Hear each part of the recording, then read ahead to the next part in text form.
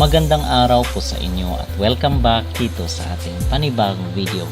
Ang ating pong pag-uusapan mga kapolitika para sa vlog na ito ay itong pa-hot pics na mga international beauty pageant expert. Dahil matapos nga po ang outstanding, pasabog at nagpakitang gilas itong si Chelsea Fernandez sa kailang jury session or preliminary round ay talagang nagtrending siya. Pinag-uusapan siya sa buong mundo at ng mga international beauty pageant expert na ang sinasabi nila ay pasok sa top 3 or kung hindi man ay possible winner daw ang pambato or manok ng Pilipinas na si Chelsea Fernandez. So ito mga kapolitika ang isa sa mga ebidensya na hindi nila pwedeng ilaglag itong si Chelsea kasi even ang mga prominent na mga beauty pageant expert at mga analyst ay si Chelsea Fernandez ang itinuturo na possible winner top 3 or top 5 dito sa kanilang kompetisyon. So hindi nila pwedeng pikitan ito mga kapolitika kasi mababash na naman ng todo-todo ang Miss Cosmo. So pag-uusapan natin ang mga pa-hot pics dito sa social media na kung saan ang sinasabi ay pasok na pasok sa banga itong si Chelsea Fernandez. Pero bago ang lahat, huwag kalimutang mag-like at mag-subscribe na rin kayo para updated kayo sa ating mga latest issue. At agad na pinag-uusapan sa international scene itong si Chelsea matapos ang kanyang performance. Nag-trending nga siya at even ang mga pageant expert ay siya ang paborito na manalo dito sa Miss Cosmo 2025. So bakit natin ito pinag-uusapan? Kasi naalala ko lang yung laban ni Atisa, nila CJ, nila Emma Tiglao, yung talagang mga prominent, mga iconic na mga ipinadala natin sa international stage. Sila Atisa manalo ay talagang after mga kapolitika ng tinatawag na preliminary competition ay agad silang pinag-usapan at pasok na pasok sila palagi sa top 5. So this is a clear indication na itong ipinadala natin dito sa Miss Cosmo ay isang high caliber at hindi pwedeng pikitan at i-ignore, i-disregard si Chelsea Fernandez.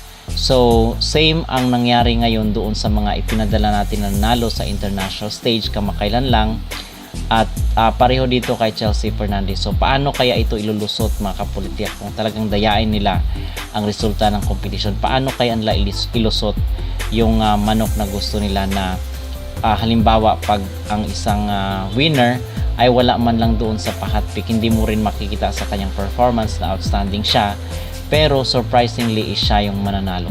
So 'di ba nakakagulat 'yun at talagang madidisappoint ang mga supporters.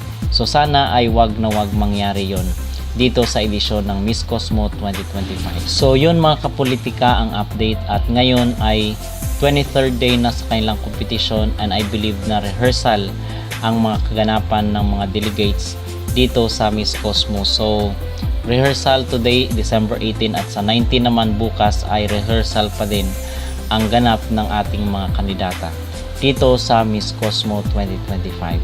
Samantala mga kapolitika, dito naman po pala tayo sa MGI All-Stars kasi nag-announce na po ng kailang mga possible na contestant itong MGI at naipakilala na nga dito at hindi naman tayo against pero meron tayong mga nabasa dito sa social media na parang patungo na daw sa drag race itong drag race competition ang MGI All-Star kasi isa sa mga pambato ng Pilipinas, sabi doon ay 5 ang nagpasa ng biodata nila dito sa kanilang competition at isa na dito ay itong trans na nanalo daw doon sa isang international pageant. So hindi ko gaano kilala ito mga kapolitika pero hindi ako sang-ayon or disagree ako dito sa kailang patakaran. Baka mawala yung essence ng beauty pageant competition kasi halo-halo na doon yung mga competitors at para baka magmukhang drag race ito. So ma-disappoint yung mga high caliber na galing sa mga international beauty competition na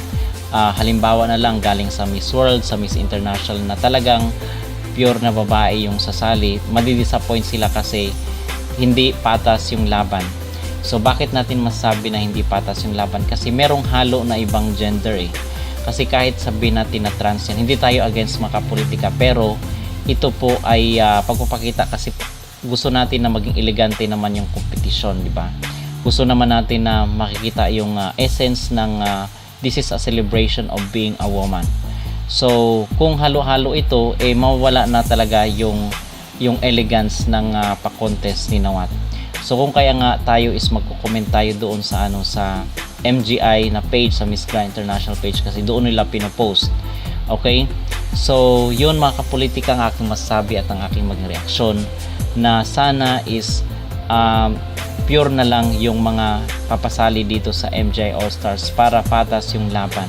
At bakit rin natin ito pinag-uusapan, kasi may mga nagko-comment doon sa social media na tayo is agree na baka papunta na sa drag race itong MGI All-Stars. So wag naman sana, kasi pag ganun ay may mga madidisappoint talaga at madidismaya, dahil ang gusto nila is parang Miss Universe at Miss Grand na pinaghalo sana yung competition. Pero kung ito ay drag race, ay sa tingin ko marami ang magba-back out mga kapolitika, marami ang mag-aatras dito sa kanilang laban. Okay? So yun ang aking masabi at yun ang aking magreaksyon, at yun po ang ating update ngayon. At samantala, nagbigay po ng kanyang opinion at ng kanyang reaksyon itong si Del, na isang beauty pageant expert, dito sa naging performance ni Chelsea Fernandez. At in fact, ay sang-ayon siya doon sa mga pa-hot pick na possible winner, na sa top 1 choice itong si Chelsea Fernandez. Kasi itong si Del ay believe na kung sino man sa inyo yung mga nanonood, nakikinig sa kanya, ay talagang prangka ito. Sinasabi niya pag positibo at pag negatibo yung kanyang nakikita. So this is a reference na si Chelsea Fernandez ay may posibilidad talaga, malaki ang tsansa at malakas ang kanyang laban na mag-uwi siya ng corona. Kasi doon sa mga pa-award kagabi, it means na isa talaga siya sa mga nag-stand out or sa mga nag-shine. Not unless merong denominator mga kapolitika na ayaw talaga ng organization na isang Pinay na naman ang kukurnahan. So yun ang malaking malaking dagok or malaking hadlang sa corona para kay Chelsea Fernandez, of course. Okay? But hopefully we are hoping na maging patas yung laban, at yung score ng mga judges ang susundin, hindi yung score or gusto ng organization or gusto ng CEO. Dapat kasi nga merong judge dyan, yung essence ng judge ay sila yung kikilatis ng mga candidate or ng mga delegates. So kung yung organization pala ang mag-decide para sa winner, dapat tanggalin na lang yung mga hurado. Okay, katulad dito sa Miss Grand International na yung organization ang pumipili sa winner nila. So obviously is wala silang judge, pero ito kasi is may judge, kung kaya nga ito ay sila yung magdedetermine ng winner. So kung kayo ang tatanungin mga kapolitika, do you agree na possible winner itong si Chelsea Fernandez dito sa Miss Cosmo 2025? Mag-comment down below at huwag kalimutang mag-like at mag-subscribe na rin kayo para updated kayo sa ating mga latest issue. For that number 1 spot is going to be Miss Cosmo Philippines. Alright, you guys, can you guys believe it? Having the Philippines as my number 1 is a rare moment. But it's not that I'm a hater or anything like that. I'm fair, you know, like, so for have her as my number 1, she was impactful, and she really was. She stepped on that runway so confident during the swimsuit competition. And the thing about her is that she can be boring facially, but this time she wasn't. She was giving all kinds of expression, making love to the camera. And that's that turn thing that everybody was doing to Miss Universe Philippines 2024. That movement was just such a great touch to her. Strong pasarela, you guys. And then we get to the evening gown. Girl, you know what's so funny is I was thinking about that dragon dress that Atisa Manalo wore in her departure. I was like, oh, she should wear that because it's dragon inspired. But girl, she is wrapped around with a dragon, and I mean that's the entire theme of the show this year is awakening the dragon, and the dragon was awakened with Miss Cosmo Philippines. This was such a fabulous look for Miss Cosmo Philippines. She was styled incredibly well. Again, another performance where she is utilizing every emotions that she's feeling, you guys.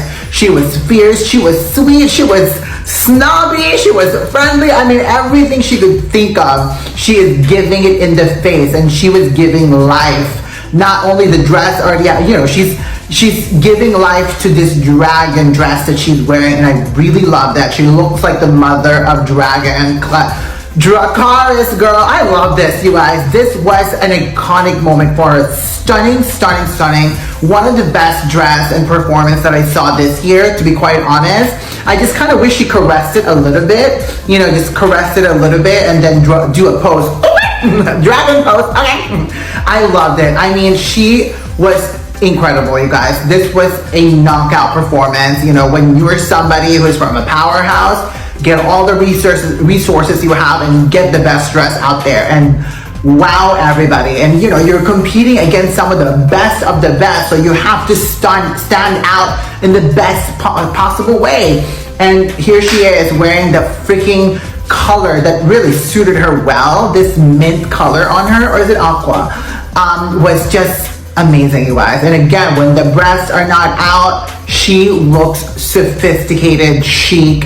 And I thought she was really, really incredible, like during the jury session, both in swim and evening gown. So for me, overall performance-wise, she was the best out of all the queens. So she knows herself, she improved herself. It looks like she probably took notes from our review, you guys. She probably watched our reaction to Miss Universe Philippines 2025, and she made adjustments. And so kudos to her and her team for making necessary adjustments. And I thought she looked fabulous. One thing I just wish is she had I kind of wish her hair, so I love the hair up, but I wish it was split in the middle and then it has a bun. And you guys know what I'm talking about. I think that would have been a fabulous hairstyle. I mean, I'm not mad at this.